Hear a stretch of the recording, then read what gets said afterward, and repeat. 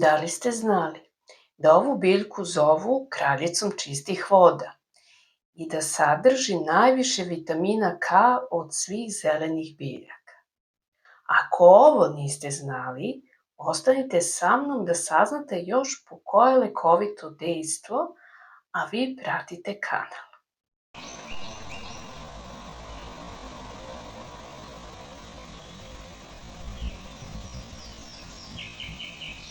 Potočarka je biljka sitnih okruglih listova koju možete obično videti uz vodu ili kako pluta na njoj.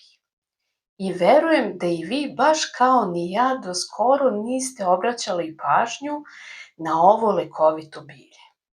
Baš pre neki dan čučim uz korito reke, posmatram bistu prolećnu vodu i primetim te okrugle listove koji plutaju po površini i sijaju na toplom martovskom suncu.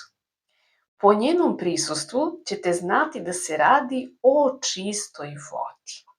E sad, osim lepog prizora, ona ima i svoju lekovitost. Dve najbitnije stvari jesu prisustvo vitamina C, koga ima više nego u limunu, i vitamina K.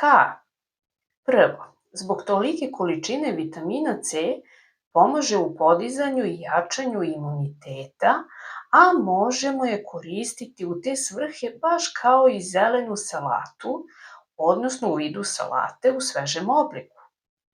A druga jako bitna stvar je prisustvo vitamina K, zapravo vitamina oblika K1, jer K2 oblik proizvode određene bakterije u crevima.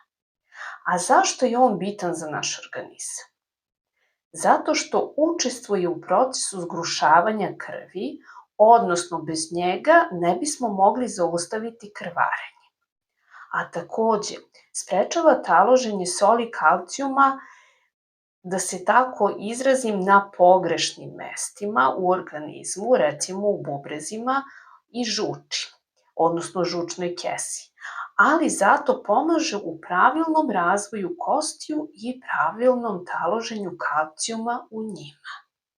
A kao i svaka zelena biljka puna hlorofila, potočarka u ishrani daje energiju našim ćelijama i pomaže im u regeneraciji.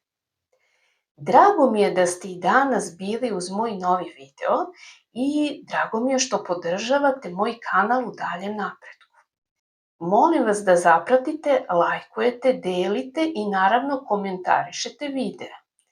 Kliknite na zvonce kako biste uvek bili u toku sa novim videima na kanalu, a takođe pogledajte i prethodne o lekovitim svojstvima naše drage prirode. Do sledeće nedelje i narednog videa. Živi i zdravi bili!